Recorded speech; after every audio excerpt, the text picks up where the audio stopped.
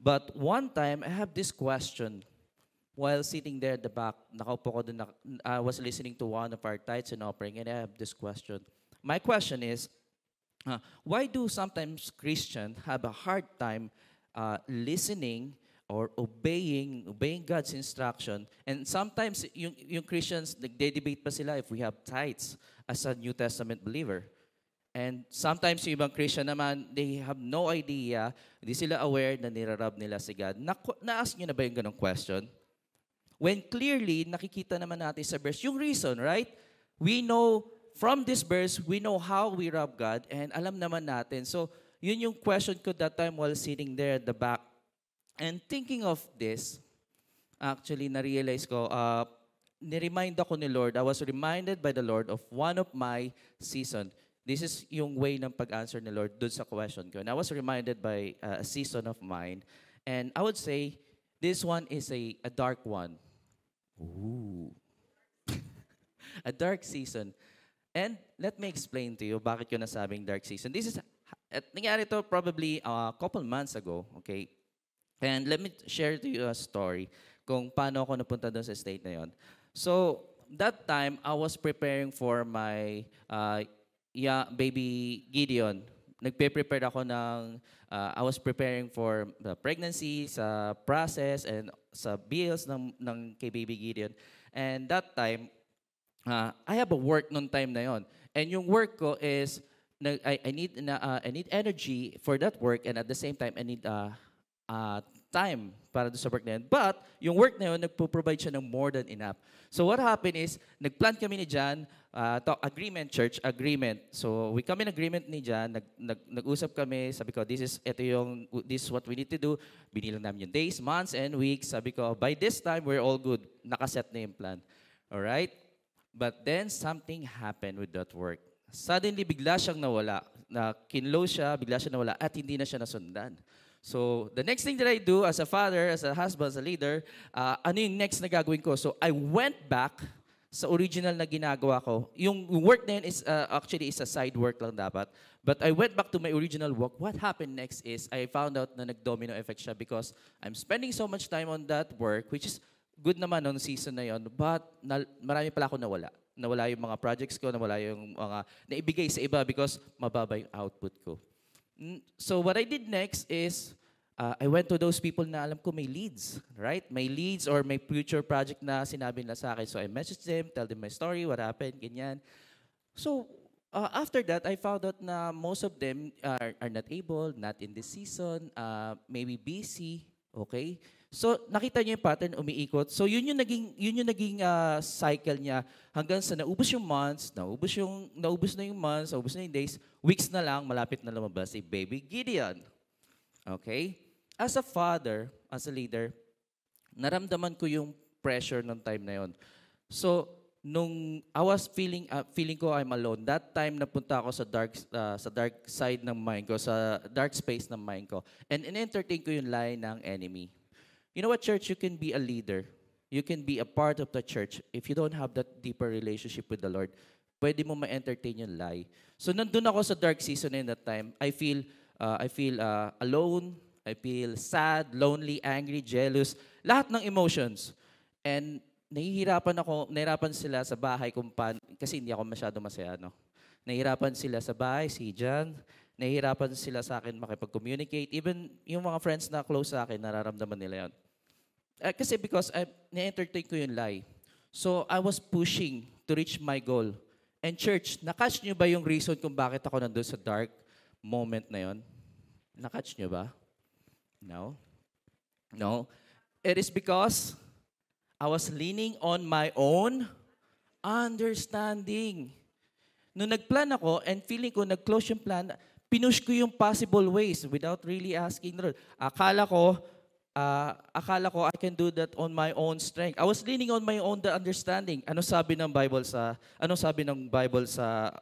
about that, sa leaning on our own understanding? The Bible says, Proverbs 3:5, trust in the Lord with all your hearts and lean not on your own understanding. I didn't know that time, naglilin ako sa own understanding ko. Kasi yun yung mindset natin agad eh. Yun yung mindset natin agad. To catch, gawan ka agad ng paraan instead of going to the Lord agad, no? I didn't know that I was chasing happiness. Nakatch niyo ba yun? I didn't know I was chasing happiness. You see, happiness, happiness is a temporary, it's an emotion. It changes when the situation changes. Nakabase ito sa goal or short moment. That time, akala ko, magiging happy ako pag na-reach ko yung goal ko for the month, na-reach ko yung goal ko for the week, or for that day, and pag na-reach ko yung goal ko na sinet namin, akala ko magiging happy ako. And as a father, and as a husband, as a leader, or kahit sino dito na nagpo-provide, watch out. Guard your heart. Kasi mabilis mapunta rito sa line na to. Madaling maglaro yung enemy sa line na to. Nandito yung line na yung pinlano mo hindi nangyari. Tutuloy pa ba si Lord?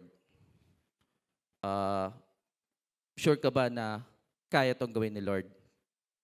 Na-experience nyo ba yung church? Feeling mo, nandiyan pa ba si Lord? Kaya ba itong gawin ni Lord? Wag na lang, ako na lang. Kasi yun yung program ng mind natin sa world, di ba? Wag na lang, ako na lang. Sabi ng world, hustle and grind. Grind all the way. We are men, grind all the way, right? Grind. We didn't know that we are chasing happiness. Again, happiness is a short emotion. Short lang siya, mababaw lang siya, nakabase lang siya sa situation mo. Who here makaka-relate? I'll give you an example. Who here makaka-relate? Sino dito yung happy pag payday? Wala dito sa church? Sino dito yung happy pag payday? Amen? If you have a business at mataas yung sales, sino dito happy? Amen? May project ka, may client ka, nag-down, nag-DP, na-close mo yung deal, sino dito happy? Okay? Na-close mo yung quota, sino dito happy? Alright. Pero in between those days, nung hindi mo pa na-achieve yung goal mo, anong feeling mo? Sa work, dinadrag mo yung sarili mo. Napo-frustrate ka, napapagod ka, naasar ka sa boss mo, naasar ka sa katrabaho mo. Gusto mo mag-sick leave. Diba? Kinakabahan ka kung mapupush mo ba yung goal mo. Kinakabahan ka kung masusustain mo ba yung business mo. Because you're not aware, we are not aware that we are just chasing happiness. Pag na-reach natin na yung goal natin, happy na tayo. So nakadepende dun yung happiness natin. Nakadepende dun yung emotion ng paligid natin, ng family natin, kung happy tayo. Na-experience to ng family ko. So, guard your heart. Guard your heart. It's not healthy. It's not healthy, it's not fruitful. Hindi yun kay Lord. But you know what, church? When I was in that space, when I was in that dark moment, sinik ko si Lord. Sabihin mo sa katabi mo, seek the Lord. Isa pa, seek the Lord. And sinik ko si Lord. And you know what? God reminded me of joy of the Lord. Pupunta na tayo sa joy of the Lord. God reminded me of joy of the Lord. Ano ba ang sinasabi ng Bible when it comes to joy of the Lord? Or joy. Ano ba sinasabi ng Bible? Ayan. For the joy of the Lord, Nehemiah 8:10, for the joy of the Lord is your strength. Sabihin mo sa katabi mo, strength. Galatians 5:22, but the fruit of the Spirit is love, joy, peace, patience, kindness, goodness, faithfulness. You know what? If you're unhappy because you're chasing happiness, ang hirap makita nitong fruits na to. Do you agree with church? It is a fruit. Yung joy, it's a fruit of the Spirit. John 15:11. This thing I have spoken to you that my joy may be in you. This is Jesus. And that your joy may be full. And last is Philippians 4:4. Ano sabi ni sa Philippians? Rejoice in the Lord always. Again, I will say to you, what? Rejoice. Joy, ano ba ang definition ng joy? Joy, yun. Joy. Joy is a decision, it's a state of mind rooted in God, not in your circumstances. Hindi siya nakabase sa nararamdaman mo sa nangyari sa iyo o sa nangyayari sa ekonomiya ng Pilipinas. Right? It comes from the Holy Spirit and from knowing who God is and who you are in Christ. Yun yung joy. Naka-anchor siya, galing siya sa Holy Spirit, and knowing who God is and who you are in Christ. Anong ginawa ni Jesus Christ sa cross? Ano yung binigay niya sa'yo? According sa According sa Ephesians, sabi dito is, we are seated, we are He made us sit us together in heavenly places in Christ Jesus. So, sabi ng Bible, if Jesus Christ is seated right sa right hand ni God and everything is under His feet, church, everything is also under your feet in the Spirit, right? Joy is knowing the promises ni God na sinabi niya sa iyo sa future mo, sa generation mo, sa family mo. Joy is remembering yung mga victory that He's already given to you in the past, yung napanalunan mong victory. That's why you are here, church. Looking back doon sa mga memories na yon. Ginagawa niyo ba yon? If you are in the hard times, looking back, anong ginawa ulit sa akin ni Lord nung nandito ako sa sitwasyon na yon? Believe me, church, nakakalaki ng joy yun, nakaka-grow ng joy yun sa heart. And now, remember my question going back sa obedience and tithes and offering. I realize that some Christians are not aware that they are chasing happiness. And if hindi nila nakukuha yung happiness, they are unhappy. And if you're unhappy, and you are ungrateful, pag hindi ka happy, you're unhappy. Tama naman. Binaliktad lang. You're unhappy, you're ungrateful, hindi ka masaya, hindi ka grateful, hindi ka thankful. And if you're in that state of mind, it's hard for us to hear God's instructions and it's hard for us to know ano yung strategy ni Lord. It's hard for us to obey. Tama ba? If govern ka ng world, ng pressure, ng emotions, ng pressure ng world, ng you're unhappy and grateful, ba't ako magbibigay? Ba't ako mag-o-obey? Totoo ba yan, Lord? Sino ba yan? Baka mamaya, Lord, kailangan nila yung money ko. You're not, di mo marinig si Lord, di mo marinig yung instruction ng Lord. You're unhappy, you're ungrateful because you are overwhelmed with emotion. It's hard for them to listen. It's hard for us to listen. It's hard for us to sow seed. The last thing na gusto mong gawin pag down ka, sad ka, angry ka, is hindi ka lalo magbibigay. Tama ba, Pas? Kulang nga why? Bakit ako magbibigay? Tama ba, church? Nafe-feel niyo ba yun? Uy, ang galing ng church natin. No!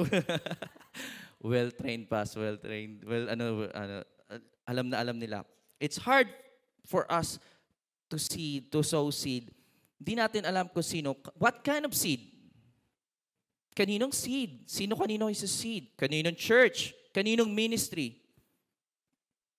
And sometimes because they are full of emotion, darating sa point na, Lord, next time na lang ako magta-tithes, Lord. Next time na lang ako mag-obey. Kasi you know my heart, Lord. Alam mo naman yung sitwasyon ko. You know my heart na I have something important, Lord. This is more important, Lord. Lord, ito na, magko-close na, magsasara na, Lord. Ikakat na nila yung mga bagay, Lord. Isasara na nila. Lord, I need this. You understand my heart, Lord. Alam mo naman to, Lord. But they are not aware that they are robbing God of the opportunity for God to bless them. They're robbing God the opportunity for God to bless them. Yung akala mo na dinidelay mo para mag-advance ka, in reality, lalo ka lang nade-delay. Because you're moving outside of the protection, you're disobeying something, you're listening, hindi mo naririnig yung breakthrough mo because feeling mo, wait lang, Lord, next time na lang, or maybe next Sunday, or next Sunday. So, church, I think it's very important for us to check our heart, no? Check our heart and ask God to renew our mind and decide that we choose joy. Tama ba, sis? No? We choose joy. Sabihin mo nga, I choose joy. Yan. Because church, if you're not aware dito sa danger ng chasing happiness, o yung sinasabi nga nila, the pursuit of happiness. Tama? The pursuit, yung chini-chase mo yung happiness. Like for example, dito sa world natin, yung idea ng hustle and grind, chasing the wealth, the rich, grind, hustle and grind. And you know what? Sad to say, some of them are able to reach yung joy na yon. Yung joy na on their own definition na. Yung joy na on their own definition na. And sometimes it's sad na na-reach nila yon and naging rich sila and wealthy sila doon sa bagay na yon. And here's the problem with that. Now, it's also hard for them to hear and obey. It's hard for them to hear and obey because they are they are now thinking about yung not letting go of that happiness. They are not they're afraid now na baka mawala yung happiness nila. I'm too rich to serve. I'm too wealthy to do the kingdom works. I'm too wealthy to expand the kingdom of God. Maybe attendee na lang muna ako. It's now hard.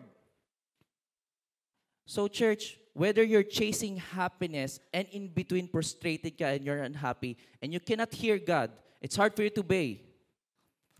And also at the same time, if na-reach mo yung definition ng happiness sa world, it is also now hard.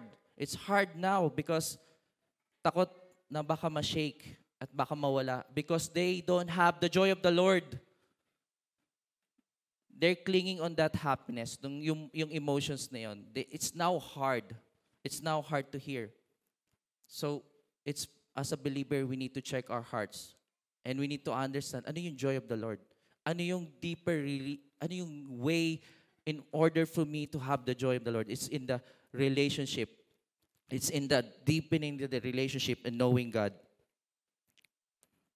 And you know what, church? God wants you to have that same position, that same power. God wants you to have that influence. Because, listen, for me, church, I have my definition of a dangerous Christian. Sasabihin ko sa inyo. A Christian is someone who carries the joy of the Lord, and walks in a deep relationship with Him, and he can hear God's instruction, and he can function in the Spirit. Someone who has the power and influence to expand the kingdom of God and to honor Him through his time and finances. Sabi mo sa katabi mo, dangerous. Sabi mo sa katabi mo, threat ka sa enemy. Walang hold sa iyo yung enemy because you have the joy of the Lord. So church, we need to decide, joy of the Lord. In order for us to hear, in order for us to know ano yung instruction, strategy, ano yung seed, Lord. Now, church, with the joy of the Lord, with a joyful heart, with a joy in our mind, we will do our tithes and offering, knowing that God has already prepared the table for us in the presence of our enemy. Do you agree, church? Amen.